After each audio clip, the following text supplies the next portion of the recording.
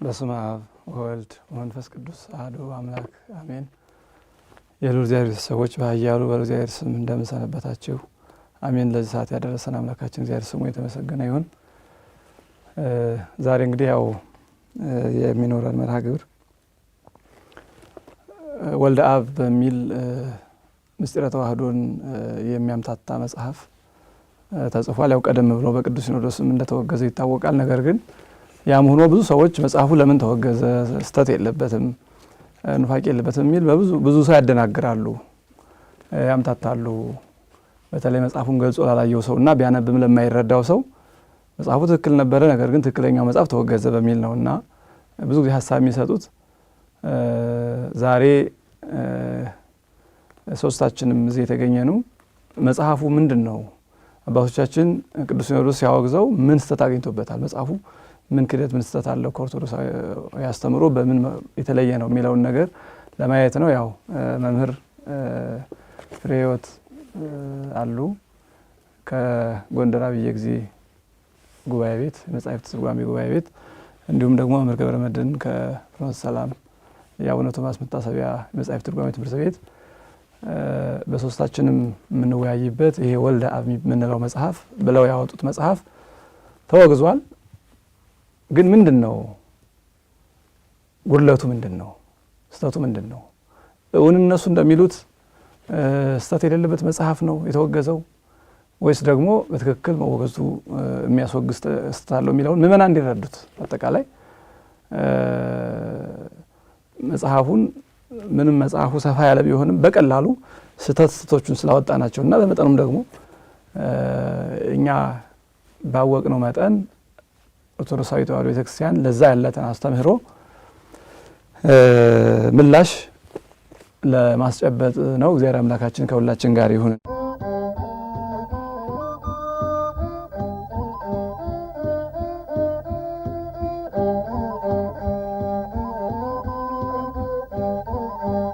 መጀመሪያ ላይ የምናያቸው እንግዲህ ይህንን መጽሐፍ ማን ጻፈው፣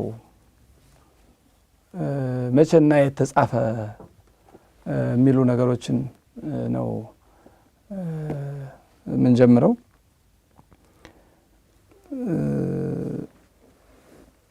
መጽሐፉ ይሄ ነው የሚባል ባለቤት የለውም። ሲጀመር ያው እትሙ ላይ ከመጀመሪያው ወልደ አብ ብሎ መስቀል ብቻ ነው የሚያሳየው። ምንም አይነት ያዘጋጅም ሆነ ጊዜ ቦታ ጥቅስ አይጠቅስም። ይህም መጽሐፍ ቢሆን ራሱ ቅርብ ቀን ያሳተሙትም ሰዎች ቢሆን እንዳሳተሙት ይናገራሉ እንጂ ከዛ በፊት ማን የሚባል ሰው እንደጻፈው በመቼ ዘመን እንደተጻፈ የሚገልጽ ነገር የለውም። ብቻ ይዘቱ ብዙ ኑፋቄዎችን ሰብሰብ አድርጎ የያዘ ሆኖ ነው የምናገኘው እንጂ የተጻፈበትን ጊዜ ቦታ የሚገልጽ አይደለም። መጻሕፍት በተለይ ደግሞ እንዳሁኑ ባለው ዘመን ሲጻፉ ባለቤታቸው ይታወቃል። በተለይ መጽሐፍ ጥንትም ቢሆን ባለቤቱ ካልታወቀ መጽሐፉን ለመቀበል ያዳግታል። እንደ ሕግም ነው። ቅዱስ ዮሐንስ አፈወርቅ መጽሐፉን ከመመልከት በፊት የመጽሐፉን ባለቤት ወቁ ብሎናል። ከዛ በኋላ ነው ማንበብ መጽሐፉን። ማን የጻፈው መጽሐፉ ከባለቤቱ ይታወቃል። ለምሳሌ አንድ መጽሐፍ ባለቤቱ መናፍቅ ከሆነ መጽሐፉ ኑፋቄ ለመሆኑ ምንም ጥርጥር የለው። ገሌን የጻፈው ተብሎ በመናፍቅ ስም ከተጠራ፣ ጸሐፊው ደግሞ ሃይማኖተኛ ሊቅ ጻድቅ ከሆነ የጻፈው ጽሁፉም የሊቅ ጽሁፍ መሆኑ የቀና ሃይማኖት መሆኑ በዚህ ይታወቃል። እና መጽሐፉ ግን ያው ይሄ መጽሐፍ ግን ጸሐፊም የተለየ ጸሐፊ የለውም። የተለየ ጻፈበትን ጊዜ የሚገልጽ ነገር የለውም። እንግዲህ ዝም ብለው እነሱ ያገኙትን ቀደም ያለ ኑፋቄ ሰብሰብ አድርገው እንዳሳተሙት ነው የሚገልጸው። ሌሎች ዓላማዎቹ ምኖቹም አይታወቁምና እስኪ መምህራኑ አስተውስጡበት። እሺ ጥሩ።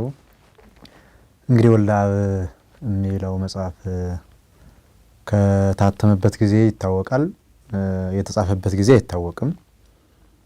ባለቤቱም አይደለም መቼም እንደተጻፈ አይታወቅም። እንግዲህ በተለይ በቅዱሳት መጻሕፍት መሰረት አንድ መጽሐፍ ሲጻፍ ባለቤቱ አለ፣ የት እንደተጻፈ መቼ እንደተጻፈ ለምን እንደተጻፈ ዓላማውን መሰረት አድርጎ ነው መጽሐፍ የሚጻፍ። እንግዲህ ባለቤቱ እንዳይታወቅ መጽሐፉ ራሱ ይገልጻል። ወልደ አብ አሳታሚው ገብረመድኅን የሚባል መነኩሴ እንደሆነ ይገልጣል። የታተመበት መሰረታዊ ጉዳይ ግን በተለይ ነገረ ቅባትን የማያውቅ ሰው የነሳተ ወክፈን ምስጢር ላልተረዳ ሰው እንዲረዱ ተብሎ ታትሟል ተብሎ ከብራና ወልደ አብ ከሚባል ብራና መጽሐፍ እንደተጻፈ ነው የሚያመለክተው። የጸሐፊው ማንነት አለመታወቁ የመጽሐፉን ደግ አለመሆኑን፣ ጥሩ አለመሆኑን፣ ሃይማኖታዊ መጽሐፍ አለመሆኑን ማወቅ ይቻላል። ለምን ባለቤት የለውምና። ቅዱስ ዮሐንስ አፈወርቅም የደሎ ለዚያ ያነበብ ቅድመ ይስክር ስሞ ለበዓለ መጽሐፍ ወምዝ ያንበቦ ይማር፣ ለማስተማርም አስቀድሞ የጸሐፊውን ማንነት ማን ጻፈው ከዚህ በኋላ ሐሳቡ ነው የሚታወቀው። የዚህ መጽሐፍ ማን እንደጻፈው አይታወቅም። አንዱ ስህተት እሱ ነው። ሁለተኛው የት ነው የተጻፈው? እንግዲህ በዚህ መሰረታዊ ጉዳይ አንድ ገዳም ላይ እንዳለ ይታወቃል። ግን እዚያ ብቻ ነው ወይ? ለምንድን ነው ይህን ጊዜ እዚህ ቦታ እዚህ ለምን እንዲህ ተብሎ ያልታወቀበትም? እሱ ምክንያት አንዱ ለመጽሐፉ ሌላ ሃይማኖታዊ መጽሐፍ ላለመሆኑ የሚያስረዳ መሰረታዊ ጉዳይ ነው። የጸሐፊው ማንነት ባለመታወቁ ሃይማኖቱ ምንድን ነው አይደለም ኑፋቂው ራሱ ምንድን ነው የሚለውን መሰረታዊ እይታ እርቃኑን ማግኘት አይቻልም። ለምን የጸሐፊው ማንነት አይታወቅም። ተጽፏል። ለምንድን ማን ነው የጻፈው ሲባል አይ ሊቃውንት ጽፈውታል። ማን ሊቅ የሚለውን መጽሐፉ በመቅድሙም ጸሐፊውን አይናገርም። ማን እንደጻፈውም አይናገርም። ያው ከብራና እንደተጻፈ ከብራና እንደተቀዳ ይታወቃል። እሱ ብቻ አይደለም ከብራና የወጣ ነው። ከብራና የተቀዳውን ይሄ በጥቂቱ እናያለን። ግን ከዚህ የተለየ ደግሞ ብራና ላይ ያልወጣለ ምናልባት አሁን ወልደ አብ ከታተመ በኋላና ወልደ አብ ሳይታተም በዚህ በነገረ ቅባት ያለው አስተምሮ ተለይቷል። በተለይ ወልደ አብ ከታተመ በኋላ ብዙ ኑፋቂዎች፣ ብዙ መሰረቶች መታየት መውጣት ጀምረዋል። በተለይ ይህንን ይሄ ወልደ አብን አውቃለሁ የሚል ሰው እንኳን የማያውቀው በወልደ አብ ላይ የተገኙ ነገሮች አሉ። አሁንም ሙሉ አለመታተሙ ደግሞ ሌላም እንዳለ የሚያመለክተን መሰረታዊ ጉዳይ አለና እንግዲህ ወልደ አብ ጸሐፊው እንደማይታወቅ የትም እንደተጻፈ ለምንም እንደተጻፈ አይታወቅም። ያው ለዓላማው ነሳተ ወክፈን ለማስረዳት ብሎ ጥቂት አሳታሚው ገልጿል። እንግዲህ መምህራኑ እንዳሉት መጽሐፉ የሚለው እንዲህ ነው። ገጹ ላይ መጀመሪያው መቅድሙ ላይ ወልደ አብ መጽሐፍ ለምን ተጻፈ፣ መቼ ተጻፈ የሚለው በአጼ ቴዎድሮስና በአጼ ዮሐንስ ሳልሳዊ ዘመን የነበሩ ሊቃውንት ጻፉት ይላል። እነማን ግን አይልም። የነበሩ ሊቃውንት ጻፉት ይልና እነማን አይልም። በአጼ ቴዎድሮስ ዘመን የትም አይልምና እሱ ነው አንዱ ድብቅ የሚያደርገው ማለት ነው። ይሄ በዚህ ወልደ አብን መሰረት አድርገን ስንወያይ በስሩ የተጻፉ ሌሎች መጽሐፎችም አሉ። እግረ መንገዱ የሚታዩ ዳሰሳ የሚደረግባቸው ዝክሪ ጳውሊ የሚል የታሪክ መጽሐፍ አለ። እሱም በዚህ ውስጥ የሚታይ መጽሐፍ ነው። ቀጣዮቹም ምስጢረ ጥበብ የተባለ መጽሐፍም አለ። አምስቱ አዕማደ ምስጢር የተባለ መጽሐፍም አለ። መሰረተ ሃይማኖት የተባለ መጽሐፍም አለ። ወደፊትም አብሲማዳኮስ እናሳትማለን የሚባል መጽሐፍም አለና አንድ 7 መጽሐፎች ከወልደ አብ ጋር አንድ ላይ ሆኖ የተጻፉ መጽሐፎች አሉ። እነዚህ ሁሉ ማጠቃለያቸው መሪያቸው ይሄ ወልደ አብ ነው ማለት ነው። ይህም መጽሐፍ እንዳሉት የኔታም እንዳሉት በሚዛን አስቀምጠን ለመመዘን ባለቤት ካልሰጠ ነው እውነተኛነቱን ተአማኒ አያደርገውም። ጅማሬው ራሱ መጽሐፉ ክርክራዊ ጠባይ፣ እልካዊ ጠባይ ይዞ እንደተነሳ መጀመሪያው ገጹ እየነገረን ነው የሚሄደው። የቤተ ክርስቲያን ሊቃውንት ብዙ ጊዜ ነሳተ ወክፈ ብለው በምስጢር ጭቃጨቃሉና እኔ ለማስታረቅ ነው የጻፉት ነው የሚለው። አሁን ውስጥ ገብተን ስናይ አስታራቂ ይመስላል፣ ግን አያስታርቅም። አሁን ገብተን የምናየው ስለሆነ ሁለተኛ ዓላማዬ ይላል። አንዳንድ እውቀት የጎደላቸው ሰዎች በጭፍኑ ስለ ሃይማኖት ሲያወሩ ተቀባት፣ ተዋሃዳት የሚሉ አሉ። የመሳሰሉ ጉዳዮችን ነቀፋዎችን ይጀምራል። ውስጥ ላይ የምናየው ስለሆነ ማለት ነው። በዚህ ጀምሮ እኔ ከአባቶቼ የመጣውን ከብራናው ቀድቻ መጣዋለሁ። በነገራችን ላይ ወልደ አብ ሙሉ ብራና እንደሆነ እኔ ብዙ እንትን አልልም። ምናልባት በግዕዝ የተጻፈ ብቻ አይመስለኝም፣ በአማርኛ ተዘጋጅቶ የተቀመጠ ሊሆን ይችላል የሚል ሳቢ አለ። ግለሰብ በመድበል ደረጃ ሊያዘጋጀው ይችላል፣ ማንም ሊያዘጋጀው ይችላል። ወይም ደግሞ ጥሩ መጽሐፍ እንደማዘጋጀት ጣልቃ ሙሉ የሰረገበትም ሊሆን ይችላል። ለማንኛውም ጸሐፊው የጻፈበትን ወይም አዘጋጆች ያዘጋጁበትን ጊዜ ያውቃሉ። ለራሳቸው ማለት ነው። ራሱ ግን እኔ ባይ አይደለም። ወይ ከታወቁ ሊቃውንት ካልሆነ ወይ ከታወቁ ቅዱሳን ካልሆነ ወይም በታወቀ ዘመን ካልሆነ ባልሆነበት ዘመን ጠርተን ምንም ልናደርገው አንችልም። ስለዚህ የመጀመሪያው ይሄ ያወድቀዋል ማለት ነው። ይሄኛው ሚዛን ውስጥ እናስገባው። መጽሐፉ በየገዳማቱ በብራና ተጽፎ ይገኛል ይላል። ይሄ ራሱ ጀምር መቅድሙ ላይ በየገዳማቱ የተገኘ በየትኛው ገዳም በእነማን ገዳም ዝርዝር ማስረጃ የለውም። በእርግጠኝነት አይገኝምም የለምም። ምክንያቱም እምነቱን ከሚያራምዱ ሰዎች ከሚኖሩባት በስተቀር በሌሎች ገዳማት ስለ የለም። አንድ መጽሐፍ ሙሉ የሚያደርገው ብቻ አንድ ብቻ ስለተገኘ አይደለም። እኛ ዮሐንስ አፈወርቅ ወይም ሃይማኖተ አበው ብል በየትኛውን ገዳማት 10-20 ገዳማት ቤት ብሄድ አገኘዋለሁ፣ በብራናውም አገኘዋለሁ። አንድ መጽሐፍ በብራና ስለተጻፈም በቂ ማስረጃ አይደለም። ብራና የሚዘጋጀው ከቆዳ ነው። አዘጋጅቶ ሊያቀርበው ይችላል። እሱ ሁሉ ማስረጃ ሊሆን አይችልም። ከብራናው የተጻፈ ነው እንዲህ የተባለ ነው። ከብዙ ገዳማት አለ። የት እነማን ገዳማት ላይ? ስለዚህ በዚህ ውስጥ ስናየው የለም ማለት ነው። በመነሻ ሐሳቡ ላይ አንዱ መግቢያውን አንባቢዎቹ የወልደ አብ አንባቢዎችም ጠይቀው እንዲጀምሩ ንባባቸውን ነው በዚህ ውስጥ የምናመለክተው። ማን ነው የጻፈው ብለው ማለት ነው። የት ነው የጻፈው? ለምንድን ነው ብዙ ቦታ ላይ የሌለው? ለምንድን ነው አንድ ቦታ ላይ የተገኘ የሚለውን ጠይቀው እንዲጀምሩ ነው። የመጣበት የታሪኩ ወይም የመጽሐፉ አመጣጥ የትመጣውን ባለቤቱን ስለሚያሳየን ለማለት ነው። እንዳላችሁት በዚያ እንድንጀምር እንፈልጋለን። የመጽሐፉ ዓላማም ዝርዝር ጉዳዮች ይኖሩናል። እንዳሉት መጽሐፉ ዓላማ እንግዲህ ውስጥ ላይ የምንገልጠው ስለሆነ አሁን ሙሉ እዚህ ዳር ላይ አያልቅም። መጽሐፉ የያዛቸው ጉዳዮች ይኖራሉ። አብዛኛውን ጊዜ ዓላማው ምፈልገው ብሎ የሚያስበው ጣልቃ የሚያገባው ስለ መንፈስ ቅዱስ ስለ ምስጢረ ሥላሴ ስጋዌ ወዘተ ውስጡ ላይ ያሉ ዝርዝር ጉዳዮች ላይ ጽናተ ተዋህዶ የሚሉ ጉዳዮች አሉት። በአጠቃላይ ግን መንፈሳዊ ማወናበድ ነው ያለበት ውስጡ። ከዛ ይጠቅሳል ሳይጨርስ መልሶ እንትን ይላል። ይሄ የምናየው ነው በሂደታችን የሚሆነውና መከታተል ነው የሚጠይቀን ውስጡን ለማየት። ያው እንግዲህ የተባለው በአጠቃላይ መጽሐፉ የተወሰነ ዘመን ፍንጭ ብቅ ያደርጋል እንዳላማም ግን የተወሰነ የታወቀ ባለቤት የለውም። አዘጋጅ የታወቀ ባለቤት እንደሌለው ነው ከምራኑ የሰማነው። ዓላማው ኑፋቄ ስለሆነ መናፍቃን ብዙ የራሳቸውን መግለጽ ስለማይፈልጉ በዛው አጋጣሚም ቅድም እንደተነገረው ምናንም ማወቅ ያለብን አንድ ነገር ትክክል የሚባለው በግዕዝ ስለተጠቀሰ ብቻ በብራና ተጽፎ ስለተገኘ ብቻ አይደለም። ኑፋቄም በብራና ይጻፋል፣ ኑፋቄም በግዕዝ ይጠቀሳል። ይሄን ማወቅ ያስፈልጋል። አሁን የኛ ሰው እንደው ብራና የሚለውን የጥንት አባቶች በብራና ይጽፉ ስለነበር ብራና የሚለውንና ግዕዝ የሚለውን ቋንቋ እንደ ሽፋን ሰዎች ስለሚጠቀሙት ይሄም ወልደ አብ ከብራና የተወሰደ ነው ስላለ መናፍቃን በብራና ይጽፉ ነበረ። ዛሬ ነው ህትመት የመጣው እንጂ እንት መናፍቃን ሊቁም መናፍቁም በብራና ነው የሚጽፈው።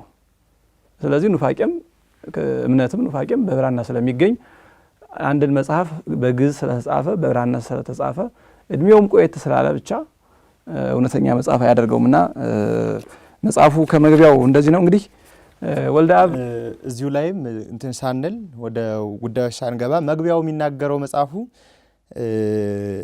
ለማስረጃነት ራሱን ታማኝ እንዲሆን ለማድረግ የሞከረው ሁለት የኢትዮጵያ ሊቃውንቶችን ለማንሳት ሞክሯል። አንዱ መልአከ ብርሃን አድማሱ ጀንበሬን ነው።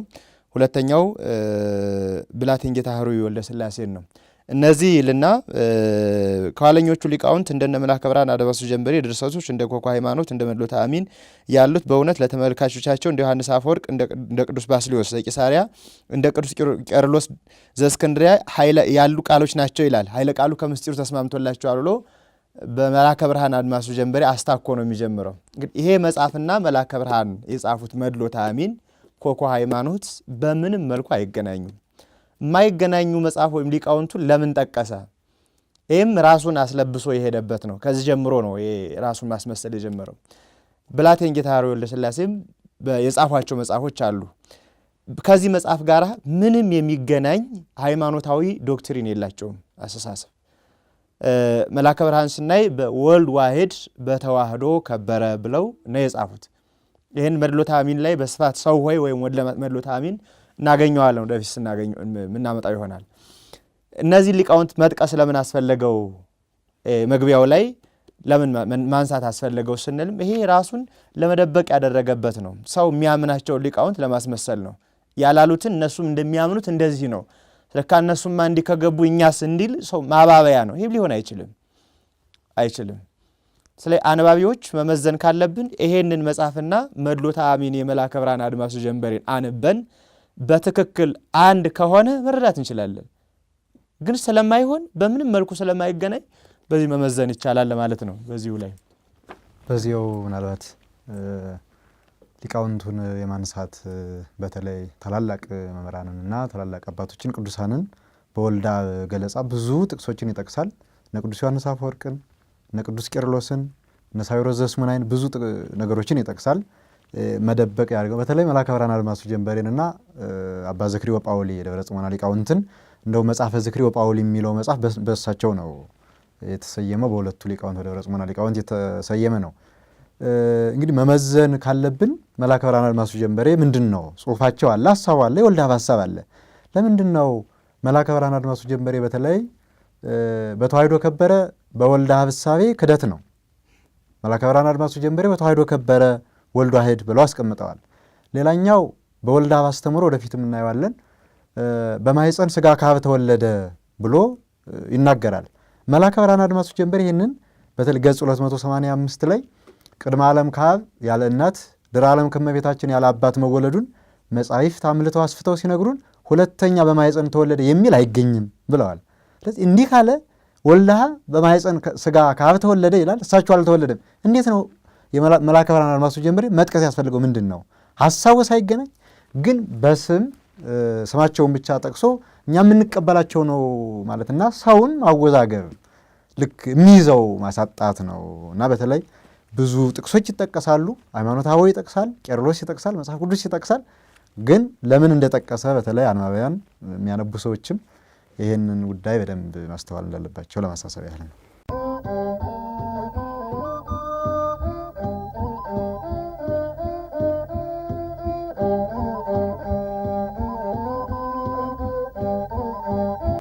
መልካም ነው። ያው ለታማኝነት ሲባል የሚደረጉ ነገሮች ናቸው። ይሄ መናፍቃን በድሮም ታሪክ ሃይማኖታቸውን መግለጽ የፈሩ መናፍቃን ሃይማኖታችን እንደ ሰለስቱ ምዕት ነው እያሉ ሲሾልኩ እናቅ ነበረ። አውጣኪ ለለቱ ክደቱን ሰውሮ ሃይማኖቴ እንደ ሰለስቱ ምዕት ነው አለ።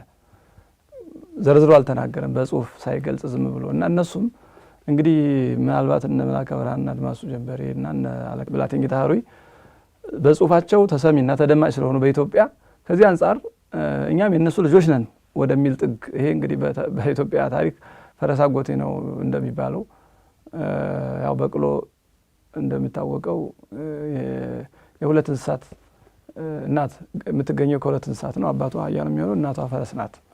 እና በታሪክ እንግዲህ እኛ ሰው ያው አንዳንዴ ስለ ሰው ሊያወራ ሲል በእንስሳት መስሎ ነው የሚናገረው።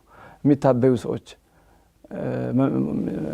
ራሳቸውን ምንጫቸውን የማያውቁ ግን የሚታበዩ ሰዎችን በዚህ መልክ ይገልጿቸዋል የቀደሙ አባቶቻችን። እና ስለዚህ ያቺ በቅሎ የማነሽ ልጅ ግን አንቺ ስትባል እሷ በጣም የበቅሎ ልብስ ለብሳ ተውባ መኳን ተቀምጠውባት ነው የምትውለው። አባቷ ግን አህያ ነው በአመድ ነው የሚውለው። እና ይሄ መግለጽ ስላልፈለገች ፈረስ አጎቴ ነው ብላ ያልተጠየቀችው መለሰች የሚባል ተረት አለ። አሁን እነዚህ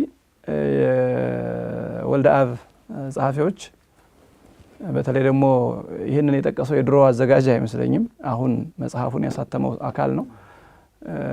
በሁለቱ ሊቃውንት የነሱ መጽሐፎቻቸውን በማድነቅ የዚህን መጽሐፍ ተቀባይነት ለማጉላት ያደረገው ነው። ግን ሁለቱም ሊቃውንት ቅድም ተገለጸው ቅባትን ነቅፈው በተለይ ደግሞ ብላቴንጌታ ኀሩይ ዋዜማ የሚባለው መጽሐፋቸው ላይ ጎንደር ላይ አጼ ዳዊት የቅባትን ሃይማኖት ተቀብሎ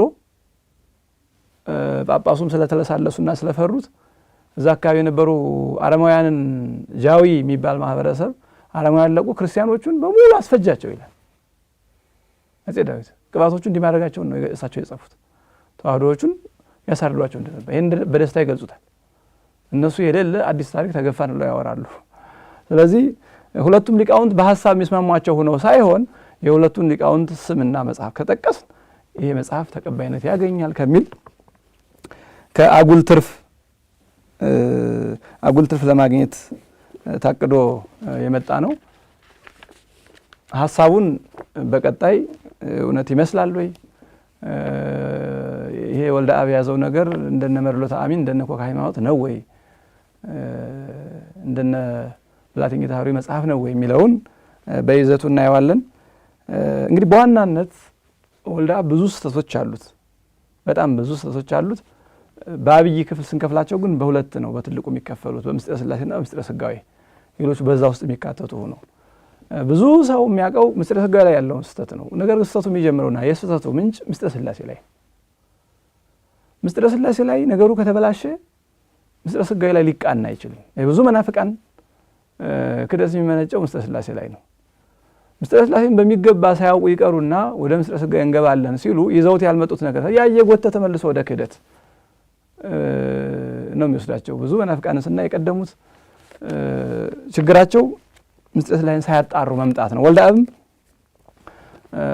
የኢትዮጵያውያን ምስጢረ ሥላሴ አስተምሮ ወደ ራሱ መንገድ ጠምዞ በሌላ መንገድ ለመተርጎም የሚሞክር መጽሐፍ ነው። እንግዲህ ምስጢረ ሥላሴ ላይ በዋናነት ሶስት ዋና ዋና ጉዳዮች አሉ። ሶስት ዋና ዋና አንደኛ ሕይወት የሚለውን ነገር የገለጸበት፣ ሁለተኛ ክብር፣ ስልጣን፣ መንግስት ወደ 3 እና 4 መሆናቸው ነው። እነዚህ እንግዲህ እነዚህን ወልደ አብ በሚገልጽበት ጊዜ ቤተክርስቲያናችን ኦርቶዶክሳዊ ተዋሕዶ ቤተክርስቲያን ከምታስተምረው በተለየና በተቃራኒ መንገድ እንደው የመጀመሪያውን እኔ ብጠቅስ ብዙ መምህራን ይጠቅሱታል። እንግዲህ በምስጢረ ሥላሴ ትምህርት አብ ልብ፣ ወልድ ቃል፣ መንፈስ ቅዱስ እስትንፋስ፣ እስትንፋስ ሕይወት ማለት ነው ቤተክርስቲያን ታስተምራለች። ነገር ግን ምን ብሎ ይጀምራል? ተዋህዶዎች ግን ያለም የማያውቁ ሰዎች ግን እንዲህ ብሎ ነው የሚነሳው። ያው መንቀፍ ሲፈልግ ወልደ አብ ያላወቁ ሰዎች ግን መናፍቃን ግን ተዋህዶን ደግሞ ካራ በሚል ስም ነው የሚጠራው። ይህንን ለተዋህዶ እነሱ የሰጡት ስም ነው እንጂ ከአስተምሯችንም ጋር የሚያያዝ ካራ የሚያሳይ ስም የለም ፈጽሞ። እነሱ ቅባት ቢባሉ በቅባት ከበረ የሚል አስተምሮ አዲስ ስላመጡ ነው እንጂ ካራ የሚለው ስም እንደው ይሆን ብለው በግምት ለኦርቶዶክስ ያወጡት ስም ነው። ለኦርቶዶክስ ተዋህዶ ቤተክርስቲያን ያወጡት ስም ነው። አይሆንምም፣ ስምና ግብር አልጣጣም ሲል አይሆንምና እኛን ለመንቀፍ ያነሱና መንፈስ ቅዱስ የአብና የወልድ ሕይወታቸው አይደለም ይላሉ ይላል ቤተክርስቲያን። እንዲህ አስተምራ እንደውም የምትለው መንፈስ ቅዱስን ስተረጉም ጰራቅሊጦስ ማለት አካላዊ ሕይወት ባህሪያዊ ሕይወት ነው የምትለው እንጂ ሕይወት አይደለም ብላ አታውቅም፣ አስተምራም አታውቅም። አንዳንዴ ልክ እንደ ተሐድሶ መናፍቃን ቤተክርስቲያን የማትለውን ነገር አንስተው ይላሉ። እንግዲህ ቤተክርስቲያን ለመንቀፍ መጀመሪያ የማትለውን ስም ሰጥቶ ከዛ በኋላ በዛ መንቀፍ ያሉት እኮ እነሱ ናቸው። ቤተክርስቲያን የትም ቦታ መጻሕፍትም ላይ መምህራንም ላይ በየጉባኤ ቤቱ መንፈስ ቅዱስ ሕይወት አይባልም የሚል አስተምሮ የለም በየትኛውም ጉባኤ ቤት ግን እንዳለ አድርገው መጀመሪያ ክደቱን ለእኛ ሰጥተው ከዛ በኋላ በዛ ክደት ቤተክርስቲያን መንቀፍ ይፈልጋሉ። መንቀፊያ ሲያጡ ማለት ነው። ይሄ በቅርቡም የተነሳው የተሐድሶ ቡድን እንደሚያደርገው የማትለውን ቤተክርስቲያን እንዲትላለች ይልና የማትለውን ይልና ከዛ በዛው ነቅፋ ይጀምራል። ስሙን የሰጣት እሱ፣ ግብሩንም የሰጣት እሱ፣ ነቃፊውም እሱ ይሆናል። ወልደ አብ ልክ እንደዚህ መንፈስ ቅዱስ ሕይወት የማይባል መስሏቸው መንፈስ ቅዱስ ሕይወት አይደለም ይላሉ። ይሄ ግን ክደት ነው ይላል። እኛ ግን መንፈስ ቅዱስ ባህሪያዊ ሕይወት አካላዊ ሕይወት ነው። እስትንፋስ እንለዋለን፣ ሕይወት እንለዋለን። ይሄ ኩነታት አስተምሮ ስለሆነ ከዛ ላይ በዛው ገብቶ የአብና ወልድን ስልጣንም ክብርም መንግስትም እንደሌላቸው አድርጎ ይገልጸዋል። ብዙ ዝርዝር አለው። ሊቃውንት በየተራ ይገልጹታል። እሺ፣ በመንፈስ ቅዱስ ሕይወትነት ደረጃ በተለይ ወልደ አብ ያስቀመጠው ሀሳብ አለ። እንግዲህ ወልደ አብ በባህሪው ተልእኮ ሰጥቶ ነው አንባቢውን የሚሰድ ይልቅ ተልእኮ ነው የሚሰጠው። ለምን ከማንበቡ አስቀድሞ እንዳይረዳ የሆነ ጉዳይ እንዲህ ስለሚልህ እንዲህ በለው አስጠንቅቆ ነው የሚሰድ። ለምሳሌ ገጽ 45 ላይ መንፈስ ቅዱስ ለአብና ለወልድ እስትንፋሳቸው እንጂ ሕይወታቸው አይደለም ማለት ክደት ነው። ስለዚህ እስትንፋሳቸው እንጂ ሕይወታቸው አይደለም ይላሉ ብሎ ተልእኮ ሰጥቶታል አንባቢውን። እና ልክ እስትንፋስም ሕይወትም አንድ ነው ሲባል አይገባውም። ለምን እስትንፋስና ሕይወት ልዩ ነው ብለው ነው የሚያስተምሩ ብሎ በኦርቶዶክሳዊት አስተምሮውን ልክ መጽሐፍ ቅዱሳዊ አስተምሮውን ለውጦ ተልእኮ ሰጥቶ ይሰደዋል። እዚሁ ላይ ግን እንትን ሳንል እስትንፋስና ሕይወት በሰው ላይ ያለውን መስለን በምንረዳው ነው እዚህ የሚፈርጀው። እስትንፋስኛ የአራቱ ባህሪያት ወይም ከአራቱ ባህሪያት አንዱ ከነፋስ መፈጠራችን ምን መመግበው ነው ይሄኛው እስትንፋስ። የነፍስ ሕይወትነት ግን ራሷ አካሏ ነው። የነፍስ ሕይወትነት ራሷ ናት። ሥላሴን ወይም ምስጢረ ሥላሴን ስንመስል በነፍስ ሕይወትነት ላይ ባለው ልብን ቃል እስትንፋስ ሕይወት ነው እንጂ በዚህኛው በምንተነፍሰው አለመሆኑ ግን መረዳት ይጠይቃቸዋል። ምናልባት ይህንን መተንፈሱን ለምሳሌ የምንጠቀመው ቦታ ሊኖር ይችላል። አሁን እየወሰደ ያለው ወልደ አብ ልክ እስትንፋስና ህይወት ነፍስ ህይወት አላት። እስትንፋስ ደግሞ የምናወጣው የምናስገባው አለ። ለይ እስትንፋሱን ወስደን ህይወትነቱን ያሳጣን መስሎ እየታየው ስለሆነ እስትንፋስም ህይወትም ምንድነው መንፈስ ቅዱስ አንዱን አካል በስላሴ ላይ ተለዋዋጭ አይደለም። የሚተነፈስ የሚወጣ የሚገባ እስትንፋስ የለም። በህላዌ ህይወት የሚሆነውን ለማለት ነው። ጥሩ እና እንግዲህ ስህተቱ እዚህ ነው፣ ነቁ እዚህ ነው። በተለይ ኩነታትን አለመገንዘብ እና እንዲህ አርቆ አጥሮ እንዲህ ነው እንዲህ አይሉም ብሎ ሌላ ስም መስጠት ነው። ይህንን እንደ ምሳሌ ያህል ሲሰጠው በነፍስና በስጋ ነው። ለምሳሌ ነፍስ ለስጋ እዚሁ ገጽ 45 ላይ ነፍስ ለስጋ ህይወት እንዲሆን መንፈስ ቅዱስም ለአብና ለወልድ ህይወታቸው ነው። ህይወት አይደለም ህይወት ነው፣ እውነት ነው፣ ህይወት ነው። ግን ህይወት ነው ስንለው እንደ ነፍስና እንደ ስጋ ነው ምሳሌው። እውነት ነው ለስላሴ ለምስጢረ ስላሴ የተካከለ ምሳሌ ላናገኝ እንችላለን። ግን ምሳሌ እንኳን ስንመስል በተቻለ መጠን ሊያስረዳልን በሚችል መጠን ነው የምንመስለው። ይህንን ዝቅ ብሎ ሲገልጸው ምንድነው የሚለው? ለአብና ለወልድ መንፈስ ቅዱስ ህይወታቸው ነው ካሉ መንፈስ ቅዱስ ቢለያቸው አብና ወልድ መዋትያን መሆናቸው ነው ቢሉ ቢለያቸው እንጂ መዋትያን በሆኑ ነበር። ነገር ግን ለአብና ለወልድ የማይለያቸው የባህር ህይወታቸው ነውና መዋትያን አይደሉም። ከተለያቸው ግን መዋትያን መሆናቸው ነው። ይሄ ማለት ምን ማለት ነው? የገለጸው በነፍስና በስጋ ነው። ለምሳሌ ነፍስ ከስጋ ጋር ስትኖር ትኖራለች፣ ስጋም ይኖራል። ነፍስ ከስጋ ስትለይ ነፍስ የተለየችው ስጋ በድን ነው፣ ሬሳ ነው፣ ህይወት የለውም፣ መንቀሳቀስ አይችልም። ነፍስ ግን ከስጋ ስትለይ በህይወት ትኖራለች፣ መኖር ትችላለች። ስጋ ግን ያለ ነፍስ መኖር አይችልም። አብና ወልድንም በዚህ መልኩ ነው የሚገልጻቸው። ይሄ በተለይ መሰረታዊ ስህተቱ ይሄ ነው። መሰረታዊ ስህተቱ መጨረሻ በኋላም ወደፊት በሚያመጣው ነቁ ይሄ ነው። መንፈስ ቅዱስን አብልጦ መንፈስ ቅዱስን የበላይ አካል፣ መንፈስ ቅዱስን ሰሪ፣ መንፈስ ቅዱስን አኗሪ፣ መንፈስ ቅዱስን የሁሉ ነገር መሪ አድርጎ ማለት።